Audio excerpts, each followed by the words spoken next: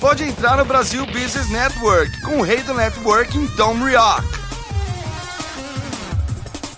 Seja bem-vindo ao BBN Brasil Business Network, o podcast de negócios no Brasil, onde conversamos com empresários e empreendedores, pessoas que eu conheço pessoalmente ou virtualmente. Eu sou Tom Rioch, um americano com muitos anos no Brasil e conhecido como o rei do networking. Sou palestrante sobre networking, networking feminino e o autor do livro Seja Executivo e Não Executado. Hoje no BBN Brasil vamos falar com Mauri Seiji Ono. Ele é um conselheiro e mentor de startups e scale-ups. Eu e Mauri somos membros do Future Advisory Board, que se encontra aqui no ASIC, que é a Associação Comercial e Industrial de Campinas.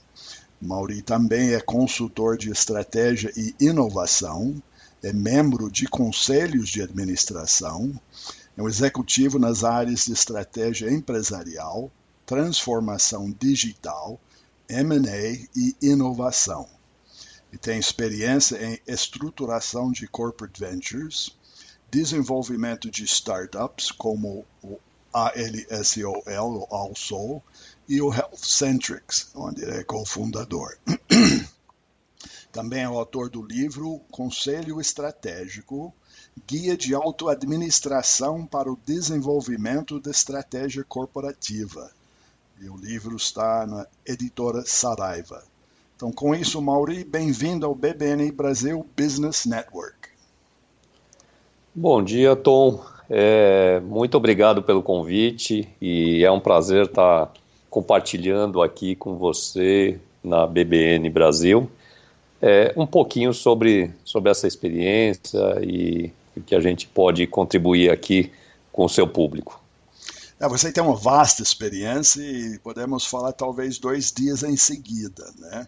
Mas recentemente eu vi no site do Valor Econômico uma reportagem sobre conselhos de startups vir espaço para troca de experiências.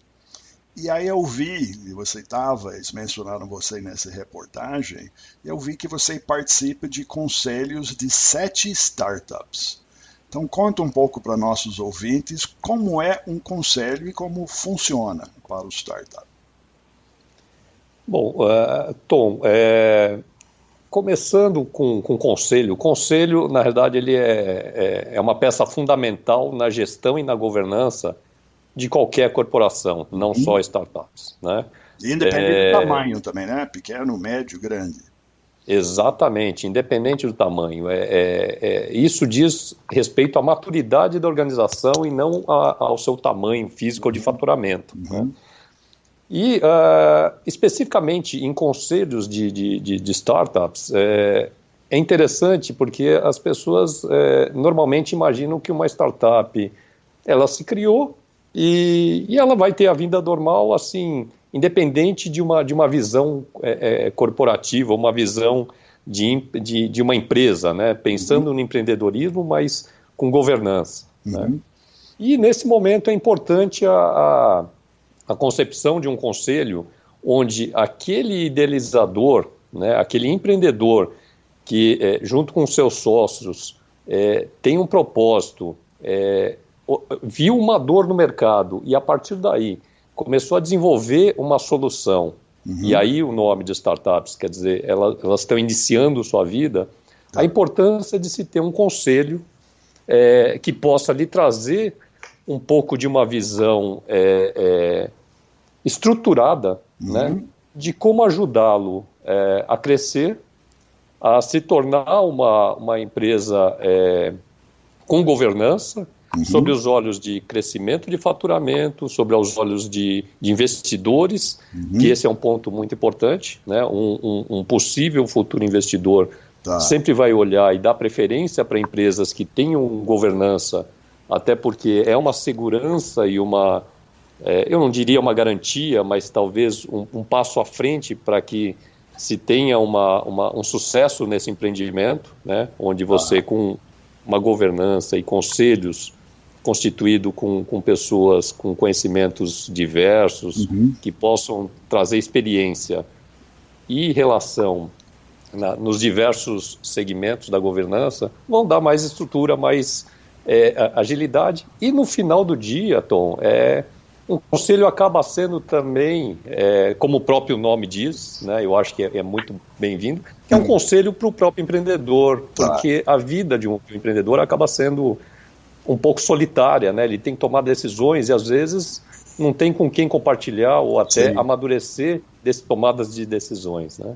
Ou, eventualmente, com quem ele tem para compartilhar, não é uma pessoa que tem a experiência real de vida, de mercado, né? Exatamente, exatamente. E aí, quando a gente, inclusive nessa matéria que você citou, a gente fala que é um pouquinho de um ambiente propício a trocas, porque eu costumo dizer até que, assim, obviamente eu tenho uma experiência em grandes corporações e tenho experiência também próprias até em empreendimentos, né, como você citou, mas essa troca é muito importante, porque assim, como a gente leva um pouco dessa experiência, a gente recebe também para o nosso lado essa energia e essa diversidade que a gente acaba trabalhando, né? E assim, realmente uma troca. Eu aprendo e eu consigo ceder um pouco do meu conhecimento também, né? Então, é um ambiente muito interessante, muito colaborativo. Porque a realidade, mesmo em empresas grandes, corporações hoje, nenhum começou grande, né? Todos, se você volta na história das empresas, a grande maioria, começaram literalmente com alguém que teve uma ideia. Essa ideia pode ser 100 anos atrás, né? E começou do mesmo jeito. E que a gente vê nas grandes corporações de hoje, muitos anos atrás, de fato começou a formar esse tal do conselho, né? E aí foi crescendo. E aí o ponto importante que eu vejo, que é o breque, é a falta do dinheiro. Tem muita gente no Brasil que tem uma boa ideia, não tem dinheiro, né? E esse acesso ao dinheiro vem daquilo que você falou, de ter um preparo para ir para o mercado, não para vender, mas para buscar grana para crescer. Exatamente, é isso mesmo. E aí quando você diz assim, todas começaram pequenas, é verdade, né? Tanto isso é verdade que o próprio Instituto Brasileiro de Governança Corporativa, que é o IBGC, né, que todo mundo conhece, recentemente soltou efetivamente uma cartilha exatamente para governança em startups, né? Porque vendo a importância que essas empresas têm nesse momento, acho que o mundo está vivendo, onde empreendedorismo está virando realmente uma joia, né? Há que se colocar um pouco de foco nessas empresas para ajudá-las a crescer também. Então, o próprio IBGC soltou essa cartilha, onde ela inclusive separa, quer dizer, uma startup em grandes linhas, ela passa por 4 grandes etapas, né, na sua vida. Então começa lá na ideação, onde o empreendedor viu uma dor no mercado e começou a desenvolver uma ideia. Uma ideia básica que começa, às vezes até ele achando assim, putz, isso aqui é besteira, não, vai ser... e vai evoluindo. Depois você passa por uma etapa de validação, né? Onde você constrói aquilo que no mercado é conhecido como MVP, o Minimum Viable Product, onde você tem efetivamente uma forma de testar esse conhecimento sem colocar grandes investimentos, grandes tempos, né? Depois você passa para a atração, que é onde você começa a conquistar clientes, você vai aumentando o faturamento, né? Uma vez que você já tem, por meio do MVP, você já tem aquele produto testado. E depois você passa para a parte do scale, né? De escalar efetivamente e crescer num ritmo acelerado. A gente diz, né, normalmente, que assim, em todas as etapas é sempre importante ter uma mentoria, um conselho. Agora, um conselho formal, talvez a etapa ideal que se tenha é quando a startup começa a passar para a etapa de tração, ou seja, já teve a ideia constituída, já teve uma validação do seu produto e ela começa a ir ao mercado. Então, nesse momento, é até importante E você pode começar com um conselho consultivo de uma forma ainda estruturante e depois passar para o conselho administrativo, né? Bom, essas fases, aí você chegou a um ponto que eu queria te perguntar. Porque no início eu falei que você é mentor de startups e scale-ups.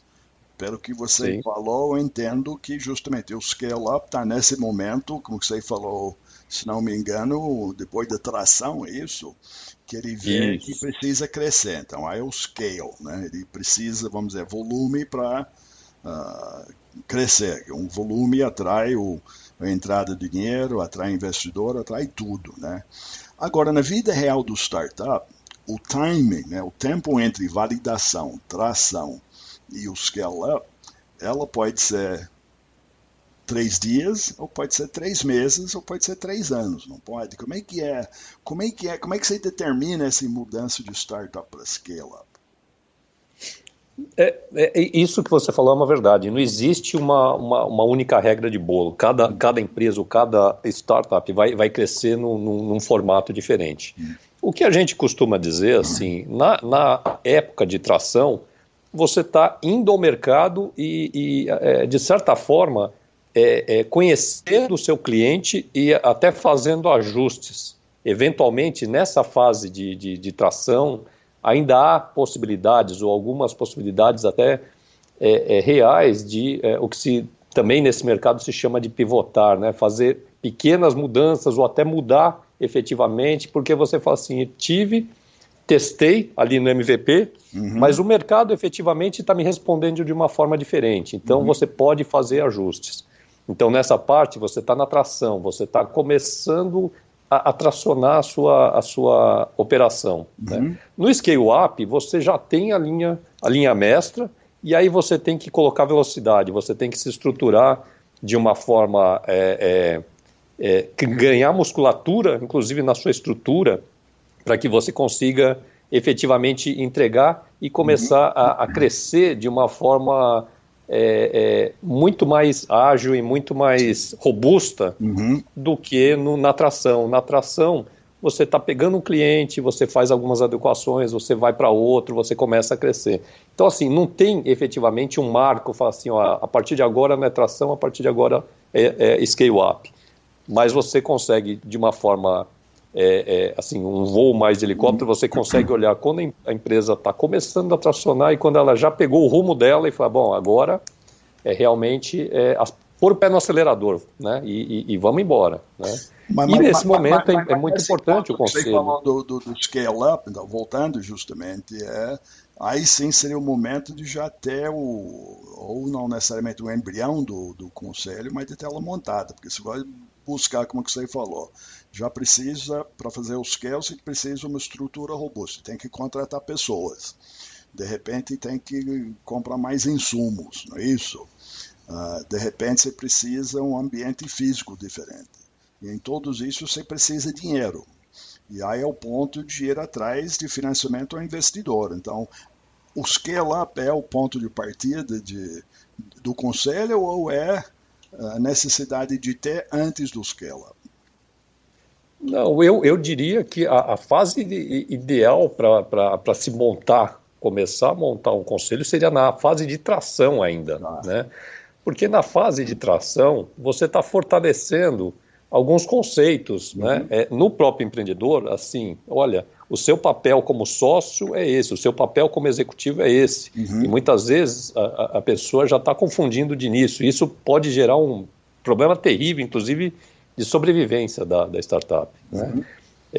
Nesse momento você começa a definir algumas alçadas de decisão entre os sócios, entre os principais membros ali, que não necessariamente sócios, mas os colaboradores, né?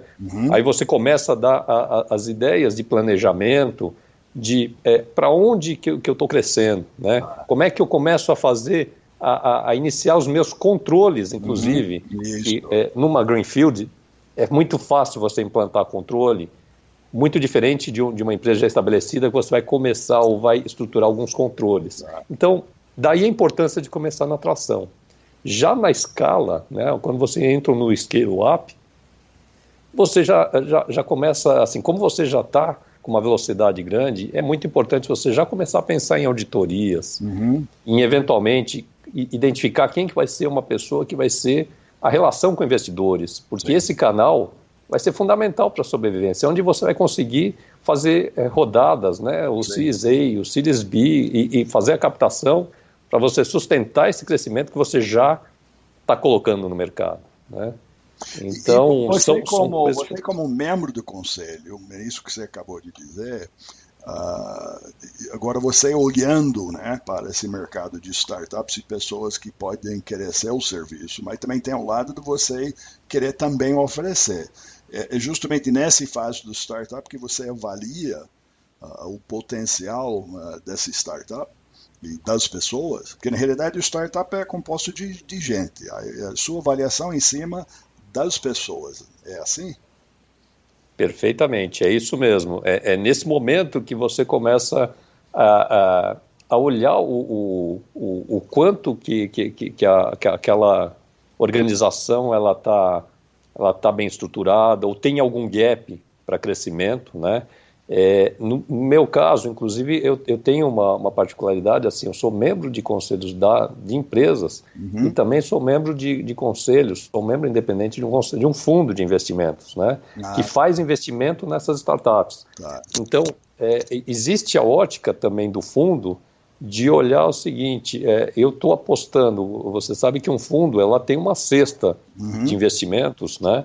E é natural, isso não é demérito nenhum, mas é natural que sempre existam as empresas, as startups que estão mais tracionadas, que estão com um rumo mais direcionado e aquelas que ainda estão patinando ou eventualmente, o que é natural, algumas ficarão pelo caminho, né?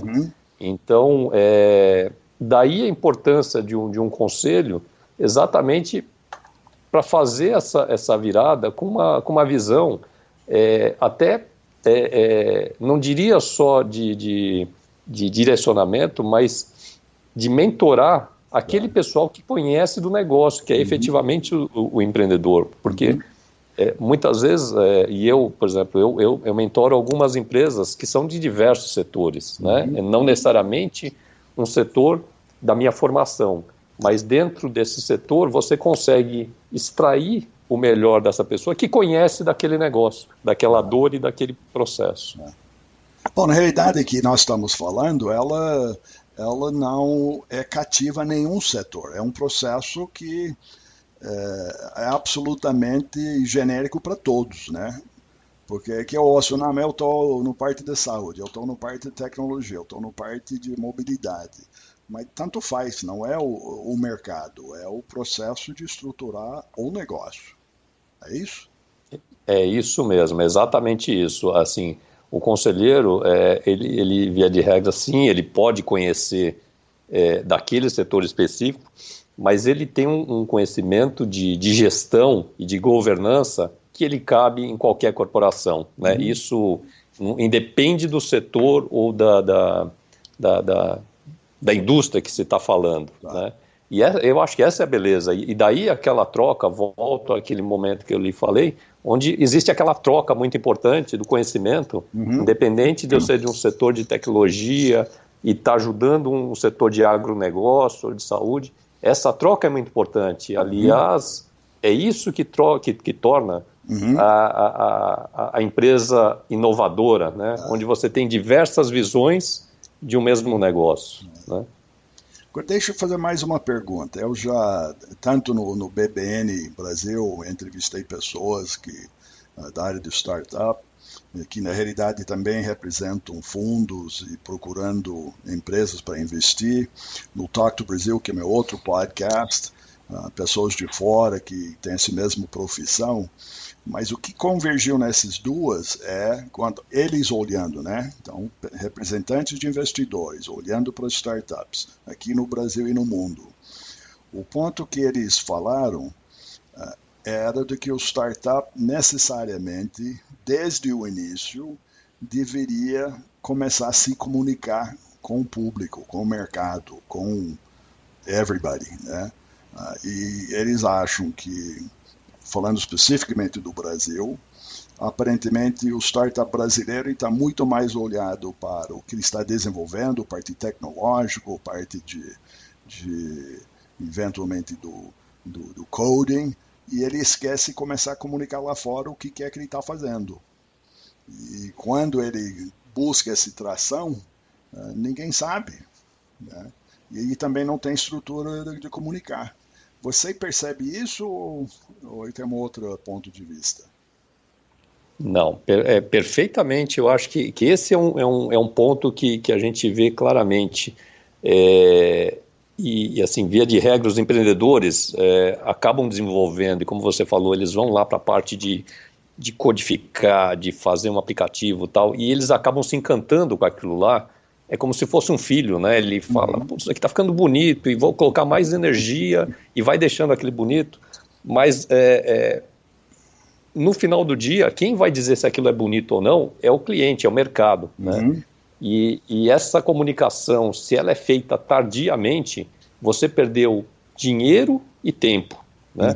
Então, a minha visão é perfeitamente ajustada com o que você falou, quer dizer, você tem que começar esse desenvolvimento e comunicar com todos os stakeholders. E stakeholders, eu estou dizendo com o mercado, o cliente, eu estou falando, inclusive, com investidores, saber se aquela tese faz sentido, quais tipos de investidores, e começar a entender como é que é o ambiente, né, total, né? Não é simplesmente o desenvolvimento, aquele negócio interno, né? Ele tem que ser de fora para dentro e não só de dentro para fora, né? Essa é a grande verdade.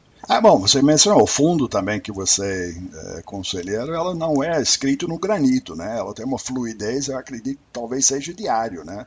Que também está se movimentando com aquilo que está acontecendo. Exatamente, então, exatamente. Hoje pode estar interessante, amanhã não é. Algo de ontem que não foi, vem a ser. Então o olhar é calibrado todo dia, não é isso? É isso mesmo, é isso mesmo. E aí, assim, o fundo, ele tem uma missão que é investir e depois ter a sua saída, obviamente, com upside, né? Sim, sim. Então, ele tem que estar constantemente fazendo essa gestão de portfólio e olhando de uma forma... às vezes a gente até fala assim de uma forma fria, para dizer o seguinte, eu vou investir, esse negócio está indo melhor, eu vou investir mais, vou fazer outras tranches, vou fazer mais aporte.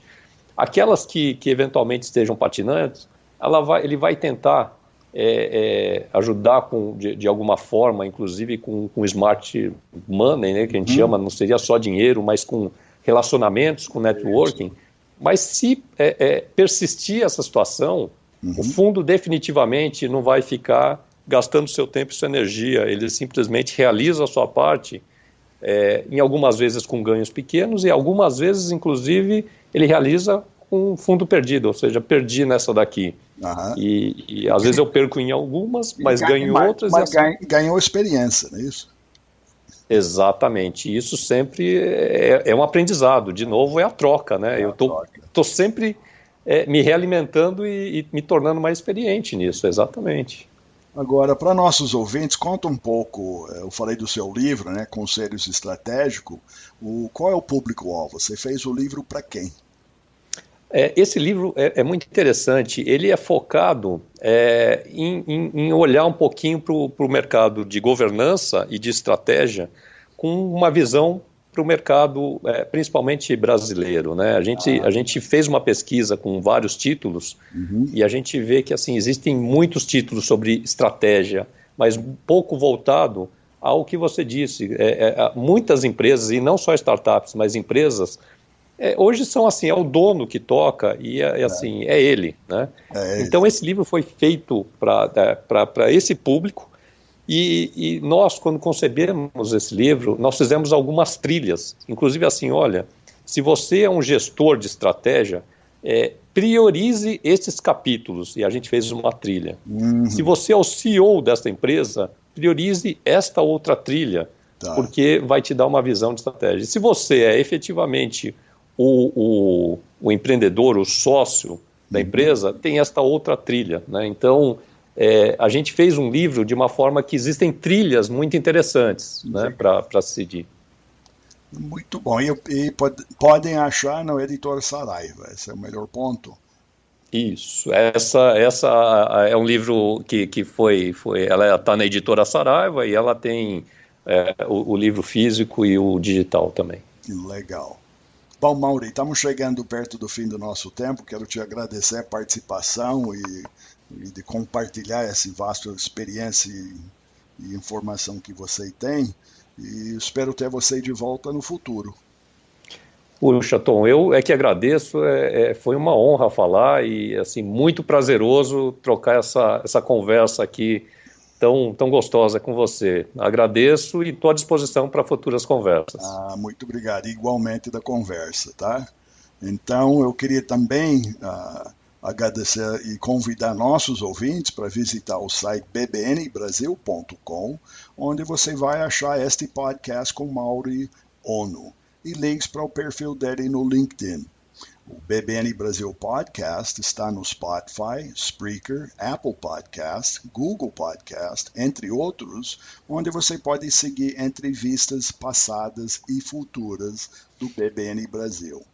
E quero agradecer vocês, ouvintes e seguidores do podcast, nossa audiência, que é o fator mais importante do nosso sucesso. E lembrar que o programa de hoje é um oferecimento do Focus MI Market Intelligence e Focus MI especialista em pesquisa do mercado no setor agrícola no Brasil. Mais informações no site focusmi.com. Obrigado pela audiência, até o próximo encontro aqui no BBN Brasil Business Network. Obrigado por entrar no Brasil Business Network com o rei do networking, Tom Rioch.